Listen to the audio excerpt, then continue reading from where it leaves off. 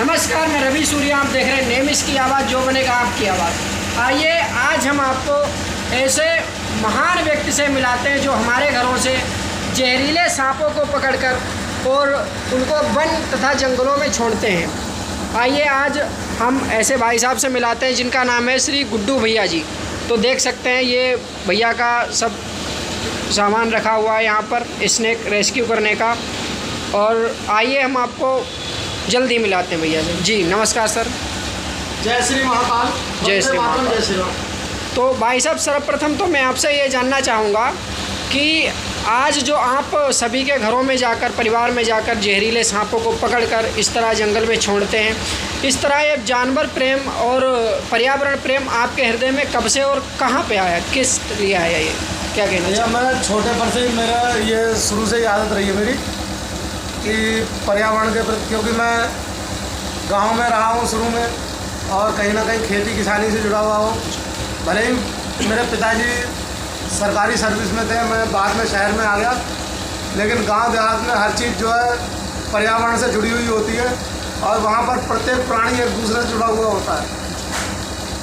जिस प्रकार से हम लोग भोजन बनते समय अपने घरों में पहली रोटी गौग्रास के रूप में निकालते हैं, अंतिम रोटी ये देख सकते हैं हमारे यहाँ छोटे छोटे जीव हैं, ये टूटे फूटे जीव हैं जिनको आदमी दुत्कारता है, अंतिम रोटी हम इनके लिए निकालते हैं। तो ये इस प्रकार से ये 6-7 भैरों मेरी दुकान में बैठे हुए, इस खाट के भी नीचे है, उधर अंदर दुकान में काउंटर के अंदर भी।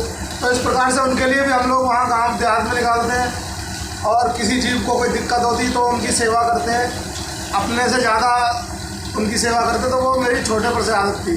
तो भाई साहब ये इसके पीछे आपका रीज़न क्या है? मतलब ये सब पर्यावरण बचा के, जैसे बहुत से लोगों का बहुत से रीज़न होते हैं, तो आपका रीज़न क्या है? आपके ये मन में कब से भावना जागृत हुई? ऐसा हुआ, हमारे गांव में पुराने मकान अधिकतर कच्चे हुआ करते थे और तालाब के किनारे हमारा मकान था, तो उसमें वहाँ पर सांपों का निकलना अक्सर कर होता रहता था, हम लोगों के लिए आम बात थी।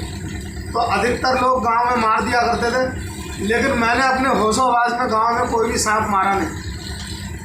एक आप लोगों ने बाग में आम तोड़ने के लिए, जामुन तोड़ने के लिए एक लग्गी देखी होगी जिसको लंगूस बोलते हैं, मैंने अक्सर कर सांपों को उस लंगूस पर टांगा, तालाब के किनारे छोड़ दिया। तो ये छोटी सी एक आदत मेरी पड़ी हुई थी।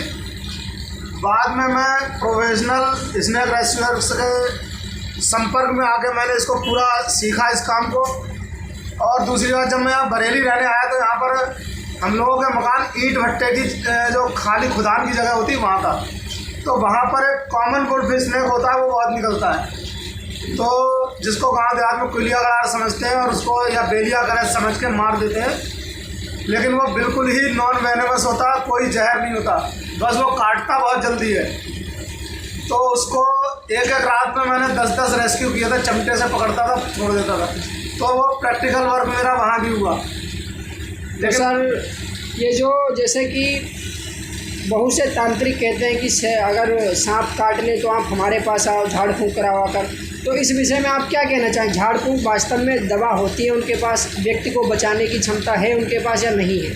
तो बंधुओं, मैं इस संबंध में थोड़ा कहना चाहूँगा कि मैं अपना यूट्यूब चैनल, मेरा सर्प मित्र गुड्डू भैया नाम से यूट्यूब चैनल भी है, फेसबुक आईडी भी, तो इस पर मैं अपनी वीडियो जो डालता हूँ तो उसमें मैं सबको यही समझाता हूँ। उसके अलावा भी जहाँ कहीं भी अगर नॉर्मली भी बैठता हूँ, लोग मेरे से पूछ बैठते हैं, तो वही मैं आपके इस न्यूज़ चैनल के माध्यम से बताना चाहूँगा, नेमिस की आवाज़ के माध्यम से, कि झाड़ फूँक तांत्रिक केवल आपके मरीज़ की जान लेती है, मरीज़ की जान बचाती नहीं है। यदि आपके आसपास कहीं भी विषैले जीवों के द्वारा काटे जाने पर कोई सर्पदंश की घटना घटित होती है, तो आप किसी भी झाड़ फूँक ओझा गुनिया तांत्रिक के चक्कर में ना पड़े। ओझा गुनिया तांत्रिक केवल आपके मरीज़ की जान लेती है, मरीज़ की जान बचाती नहीं। मरीज़ की जान केवल डॉक्टर बचा सकता है, कोबरा सांप के जहर से बना हुआ एंटीवेनम इंजेक्शन लगा करके। तो इसलिए कहीं भी दुर्घटना होती है सर्पदंश की, तो आप सीधे डिस्ट्रिक्ट हॉस्पिटल जाए, जहाँ पर एंटीवेनम इंजेक्शन निःशुल्क उपलब्ध रहता है। बहुत सी PSC भी हैं जहाँ पर एंटीवेनम निःशुल्क हर समय उपलब्ध रहता है, जहाँ पर फ्रिज की सुविधा रहती है, तो वहाँ वो लोग रखते हैं उस चीज़ को। और यदि आपको सरकारी अस्पताल पर भरोसा नहीं है तो अपने किसी निकटवर्ती अच्छे हॉस्पिटल में जहाँ पर वेंटिलेटर भी उपलब्ध है, तो वहाँ आप ले आ सकते हैं, तो वो भी वहाँ भी वो लोग रखते हैं। तो आपका सीधा मत यह है कि अगर सांप काटता है तो डायरेक्ट हमको जिला अस्पताल या किसी डॉक्टर के पास जाना चाहिए, किसी ओझा के चक्कर में नहीं पड़ना चाहिए। किसी चीज़ का इलाज नहीं है, क्योंकि सबसे बड़ी बात यह है 3000 प्रजातियां हैं सांपों की पूरे विश्व में, उसमें से मुश्किल से 2% सांप ऐसा है जो जहरीला है।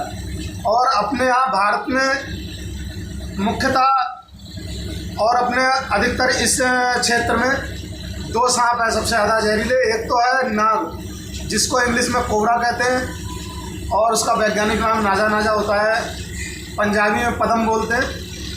और दूसरा होता है कॉमन करैत, जिसको कोयलिया गड़ार कहते हैं। एकदम डार्क ब्लैक कलर की होती है, उस पर जोड़े से सफ़ेद धारियाँ होंगी, पॉइंट सी छोटी छोटी बिल्की सी, और वो रात्रिचर है। वो अगर आपके घर में कहीं अगर रात को आके छुप गया है और आपने सामान हटाया तो ही वो दिन में दिखाई दे सकता है, वरना वो दिन में दिखाई नहीं देता।